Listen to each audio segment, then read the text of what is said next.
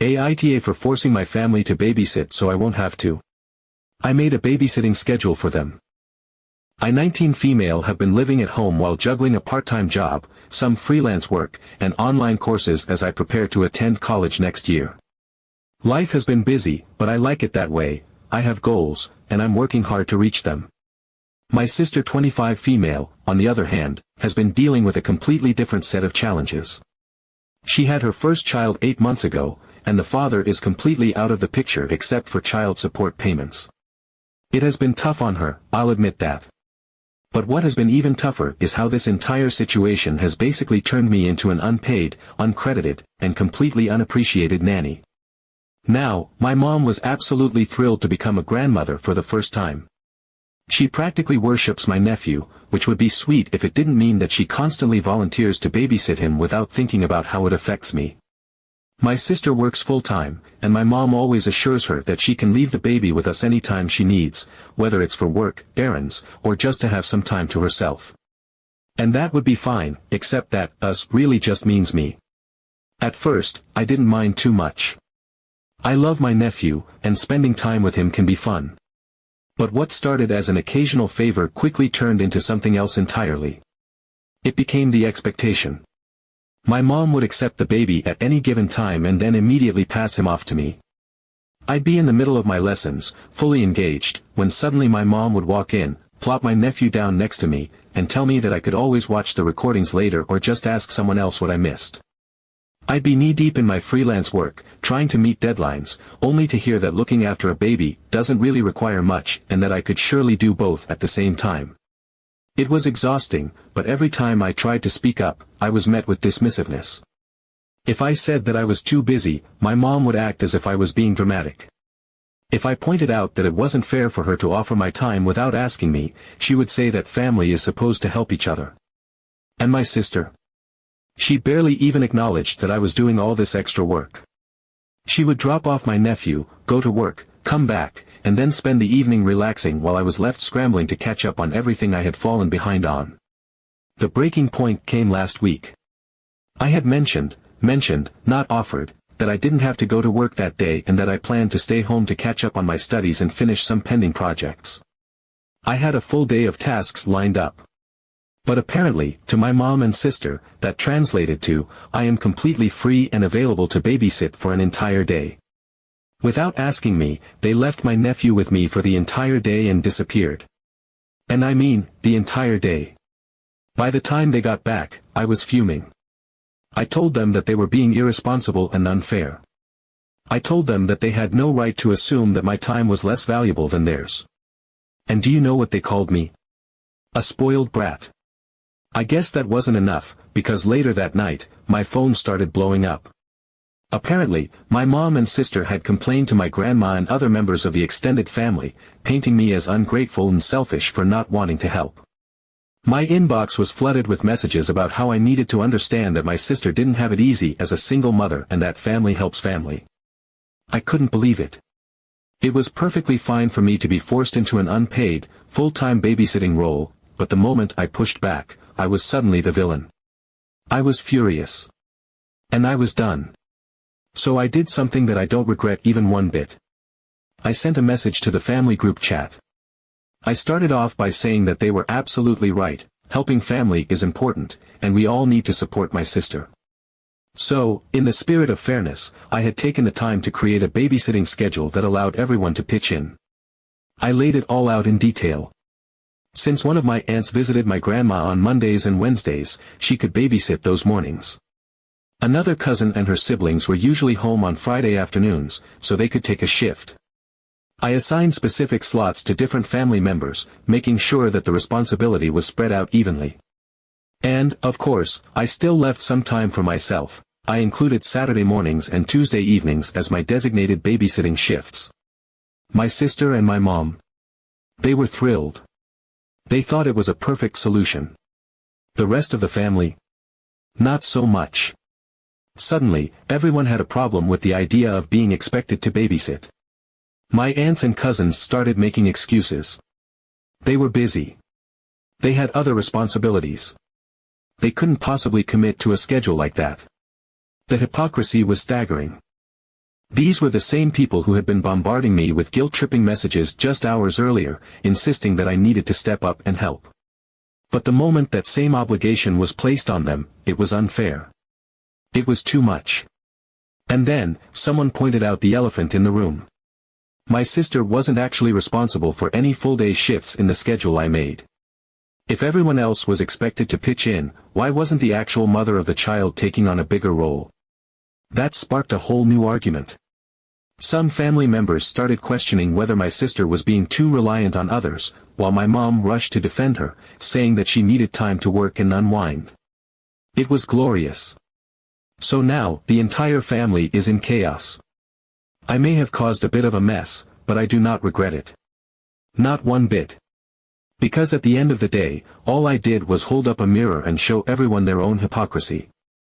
They expected me to be my sister's unpaid nanny but were outraged when the same expectation was placed on them. If that makes me an awful person, then so be it. Update 1. Okay, a lot of things have happened. Honestly, I'm still not in the mood to provide a full update, but let's just say that everything escalated far beyond what I expected, and I feel like I've been thrown into the middle of a hurricane that I didn't even cause in the first place. So, after I sent that message with the babysitting schedule, my sister actually tried to enforce it. I didn't think she would. I figured she and my mom would let the whole thing die down after they realized how much backlash it was getting. But no, she doubled down. She went to the extended family, told them that if I had been expected to do the majority of the babysitting before, it was only fair that everyone else took their turns too. And that's when the cracks in their argument started to show. Because of course, now it was a problem. When I was the one doing everything, it was just helping family. It was just being supportive. But when it was suddenly their responsibility, suddenly everyone was too busy. They had other things to do. They couldn't possibly commit to specific times. My cousins, the same ones who had told me I needed to step up and do my part, suddenly had very tight schedules.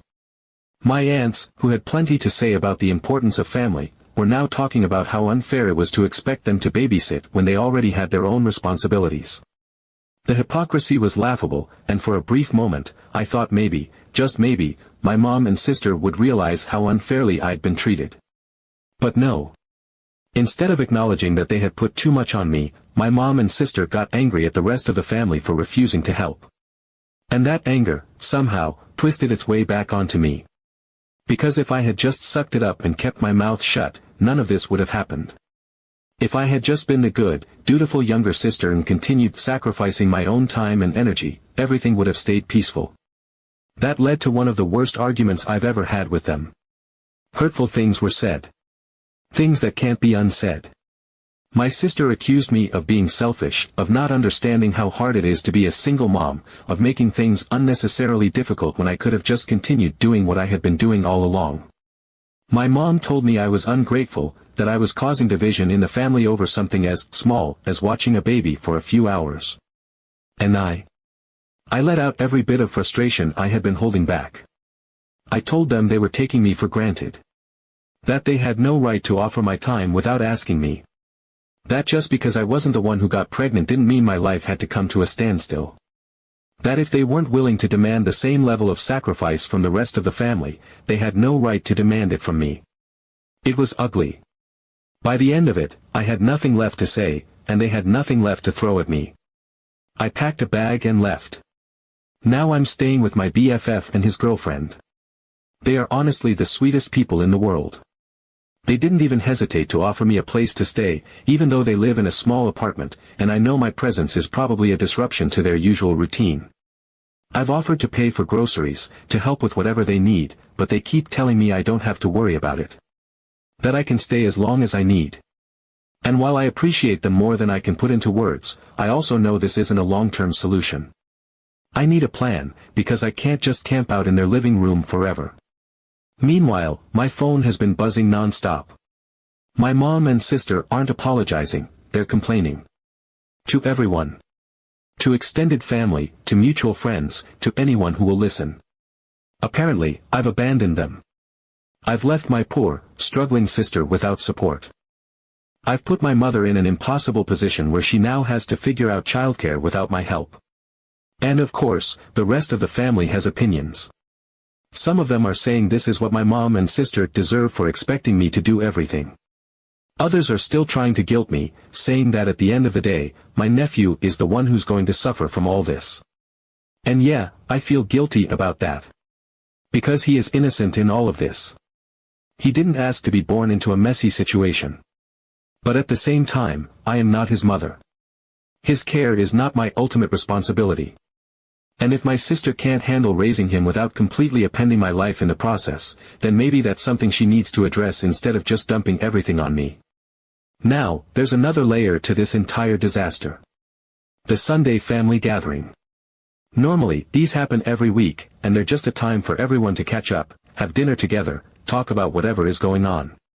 But this time, it's different. Because my grandma's eldest daughter, my mom's oldest sister, is coming in from out of state. This is a big deal. She's not just another family member. She's kind of the family member. The one everyone listens to. The one who has always been the level-headed, rational person that even my mom respects. She's also my grandma's golden child, but not in an obnoxious way. She just has that natural presence of authority, and if anyone can get this situation under control, it's her.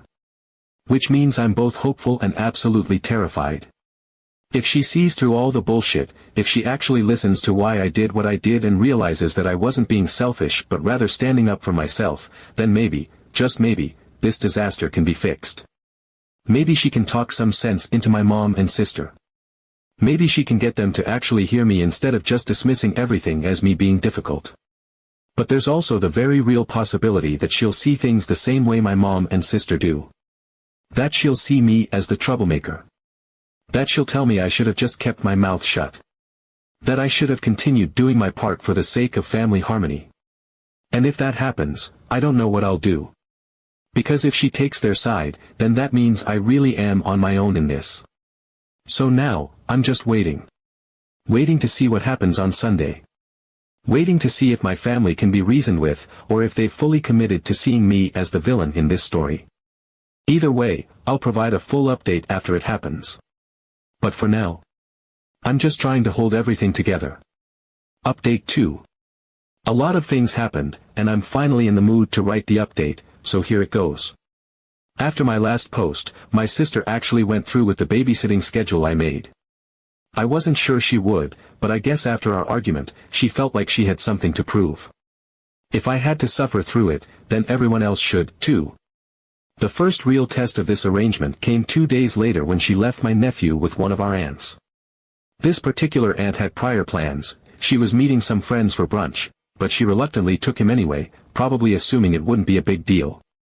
Turns out, taking care of a fussy 8-month-old in a restaurant while trying to have a nice meal and socialize isn't exactly a relaxing experience. My nephew was cranky, crying the entire time, and she had to leave early to take him home. She was understandably pissed off. She made it very clear in the family group chat that she hadn't signed up for this level of responsibility and that just because I had been willing to shoulder it didn't mean the rest of the family had the time or patience to do the same. I knew that meant the schedule wasn't going to last long, but I was still determined to follow through with my part. The next day was my turn to babysit, and my nephew, who was usually fine with me, was even fussier than usual. He was irritable, coughing, and something about the way he was acting just felt off. I didn't want to overreact, but I had a bad feeling.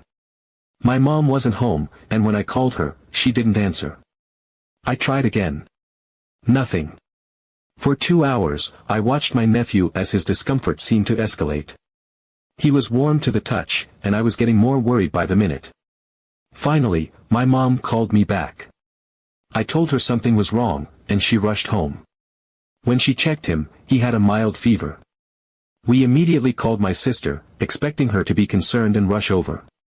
Instead, she was furious, not at herself for leaving her sick baby, not at my mom for dropping the ball, but at our aunt for taking him out to brunch the previous day. She exploded in the family group chat, accusing our aunt of being irresponsible. How dare she take the baby out? How dare she expose him to germs? How could she be so careless? The same woman who had spent years preaching about family supporting each other suddenly had zero hesitation in throwing that same family member under the bus the moment something went wrong. Our aunt was livid. The entire chat blew up. Arguments were flying back and forth. Some people took my sister's side, saying the baby's health should have been the priority, while others called her out for blaming everyone but herself. That's when my mom and sister decided that I was actually the one responsible for this whole mess. It was my babysitting schedule that got the extended family involved in the first place. I had disrupted the delicate balance of things. I had forced other people to take on responsibilities they didn't want. If I had just kept my mouth shut and continued doing everything myself, none of this would have happened. They turned on me so quickly it almost gave me whiplash. That was my breaking point. I had been biting my tongue, trying to stay composed, trying to navigate all of this without making things worse. But something inside me snapped. I told my sister that she was negligent, that she was acting like a part-time mother, that it was insane how she expected everyone else to carry the weight of her choices. The words came out before I could stop them, and the second they did, I regretted them. Not because I didn't mean them, but because I knew they were about to be used against me. And I was right.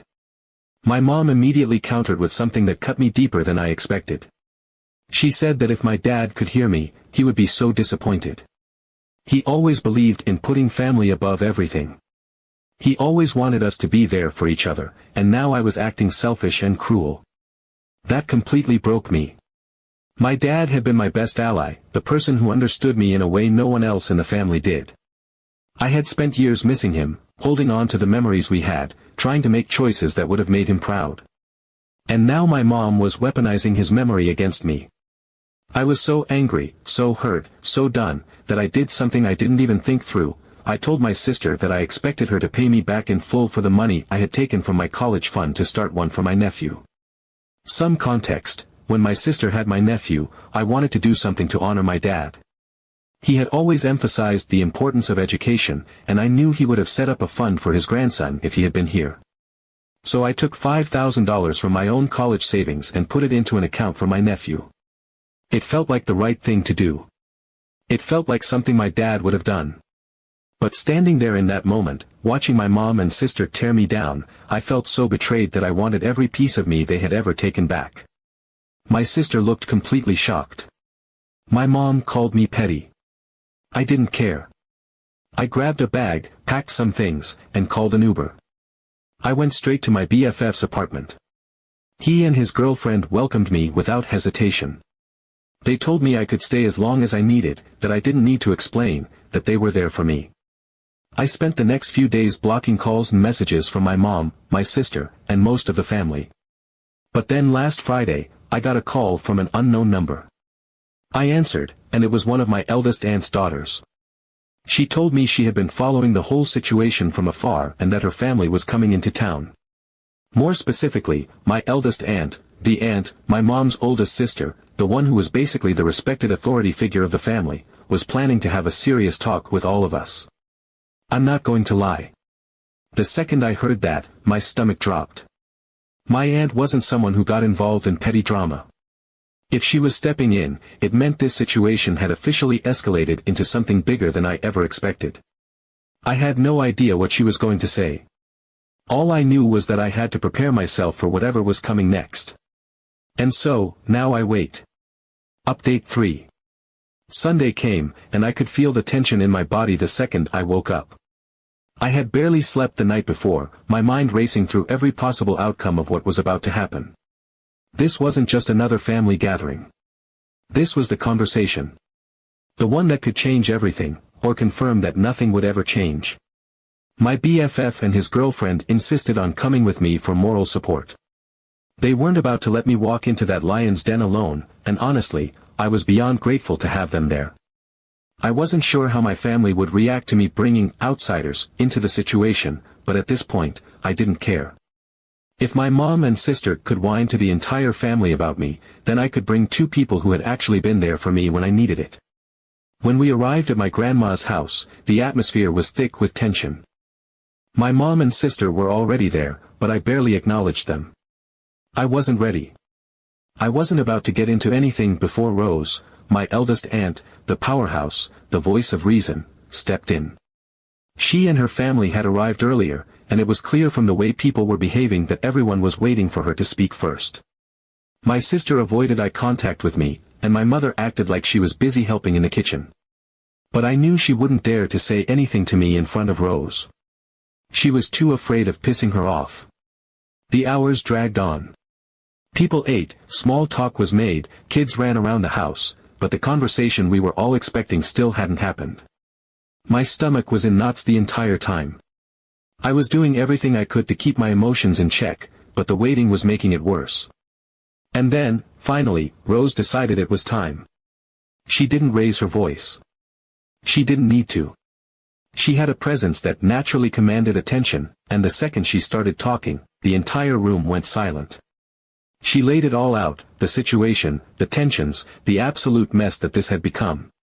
She didn't sugarcoat anything. And as she spoke, the reality of it all hit harder than I expected. She started with the most important thing, my nephew. He wasn't a stray puppy to be passed around whenever it was convenient.